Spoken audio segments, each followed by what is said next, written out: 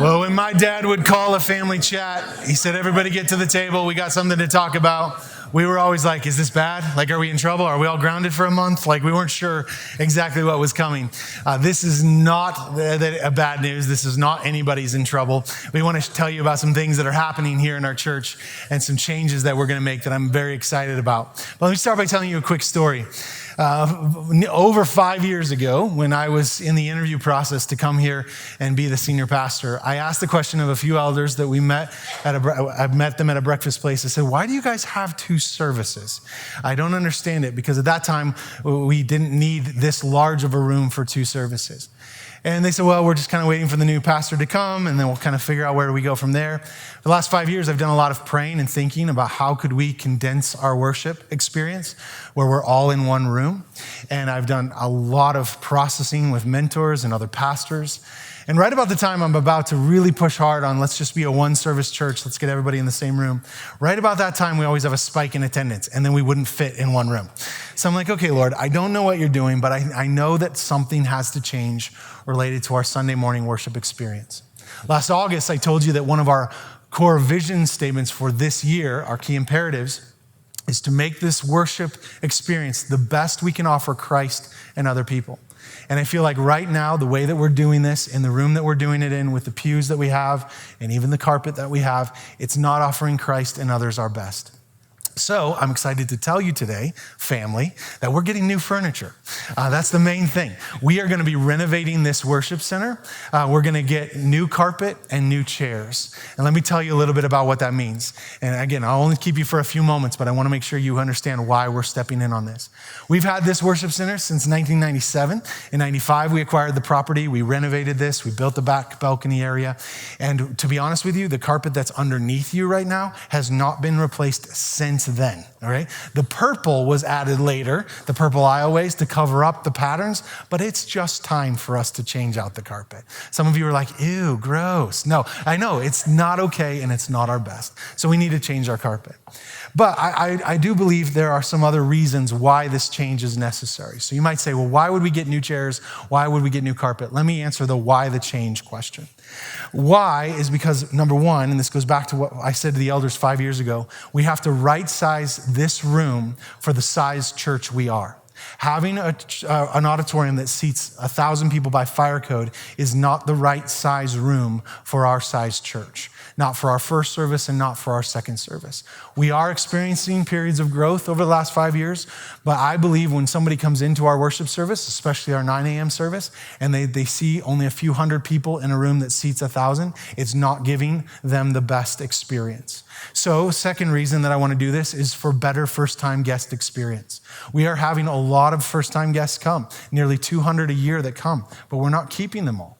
And we have other things that we're looking at, and we're trying to shepherd them well, but I think one of the things that happens, especially in our 9 a.m., is they come and they see a very empty room, and they go, well, the preaching's okay, and the worship's great, but I'm not so sure why no many people are there, and why do they all sit so spread out? I just don't think it's our best that we could offer them. So what we're going to do is right size the room, which means there will be less seats. We're buying 800 chairs, but we will probably on a regular basis have about 600 chairs set out for our weekend service. Our largest service is our second service, and we only have about 400 something on average that come to that service. So you'll still have some room to spread out, okay? But it's important for us to right size the room for a better first-time guest experience. I truthfully believe this will be better for all of us. It will be a better experience for you with worship and preaching. The guest preachers that have come and preached for me here at this church have told me it is so hard to preach at Grace Chapel because everybody is so spread out. And again, that probably is mostly true in our first service. But it's not great for the preachers. Our worship team feels it, and I know that some of you feel it as well. So we think that if we could just bring things in a little bit, that would be better, and so we'll be providing you a better preaching and worship experience. We also just need to update this current space. It's been a lot of years, nearly 15 years since we did anything in here. It's time to update this current space. So we're going to update that to make it better for our worship experience. The other thing, this is a huge point, is that we are going to create this room to be a better multi-use space. On our campus, we don't have a great multi-use space for our prayer nights, our men's barbecues, or women's soirees and things like that. So with chairs instead of pews, we'll be able to change the configuration of this room for all sorts of different events. Now, you might be asking the question, well, why would you get chairs and carpets if we're going to get a new building? Great. I'm glad that you're thinking about that. I hope we do get a new building. But to be honest, that's probably 3 or 5 years away. And the chairs, they can go with us to whatever new building we have. The carpet is all that would be wasted. But to be honest, to live on carpet for 5 years will be just fine. And it won't be that big of a waste. All right. So we need to do that. Now, I know that some of you are going, I've sat in this same pew for 15 years and I'm not sure I can let it go. Great. Guess what? We want you to take it with you, all right? You might be asking, how will we repurpose the pews? Well, we're offering them to you first. If that is your favorite pew and you can't live without it, please, by all means, pull up your truck and take your pew with you, all right? Just go for it. We want you to have it, okay? So we are giving these pews to you first. I mean that in all seriousness. If you know someone that would like these pews, maybe you don't want them, but you know somebody else that would, pass the word on to them. There are other churches in town that we've offered them to, and we will continue to offer them outside of our church. But we want to give you the first chance to take your sacred pew with you, all right? So if you'd like to. What you don't take, we will try to sell to other churches, maybe recoup a little bit of money, and what we cannot sell, we will give away. So we're not trying to make money off these pews. We want them to be moved on, but handed to you first. So if you want a pew, instead of just charging me after this family chat or emailing me like crazy, you get to email Joey Rothman, who will gladly take your emails. And she has a list of every pew in this entire room in its exact length down to the 1/4 inch. And we will make sure that you know which pew is yours. All right. So please contact Joey if you have any questions.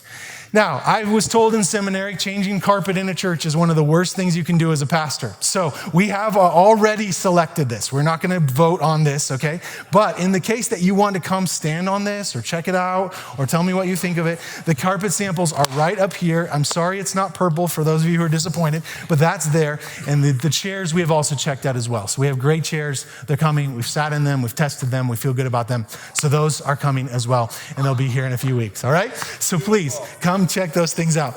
Last thing, what can you expect over the next 6 weeks? We are trying to get this done by Easter. So I'm here hosting this family chat telling you we're getting new furniture and it's going to be delivered and we're going to try to get this done by Easter. So our target dates are by the end of March or early April. We're going to have new carpet come in during that time. Our hope is to not miss one Sunday of worship, but actually be able to renovate around Sundays. So we're going to have new carpet. The pews are going to be removed. The new chairs are going to show up. You'll see that. And then, of course, there is going to be a new seating configuration, which is going to throw most of you totally off, right? You're going to come in and not know where to go. We will help you find a new seat, okay? Some of you have asked about the balcony. Is the balcony going away? The answer is mostly yes, all right? We will have some seats back there, but to be honest, except for major holidays and things, we're not going to have as much seating in the back. So we're going to try to have everybody here in the center section. So that's going to throw you off, and that might cause some of you to gasp, but we're pleased. Just let us pastor you through it. We love you and want to help you through this chair change, okay? And if you want to know any updates, we have those updates are going to be posted on our website. You can go to our website, gracechapel.com/renovation, and you'll get some updates about how this is going. Listen, I believe, you're going to think this is crazy, but I believe this is actually one of the greatest leadership moves I can do for us right now in our current church. I know that sounds crazy, but I believe if we're going to offer our best to Christ and others, we need to do this renovation. And I believe it's right, and we have the funds to do it. There's no debt involved. This isn't that expensive. It's an exciting time for a big change to make a statement about our church and the new season that we're in. So thank you for following my leadership on this. I'm sorry if I'm taking your pew away from you, but again, you can have it if you'd like it, okay? Thank you for joining us for this family chat. We'll see you next week.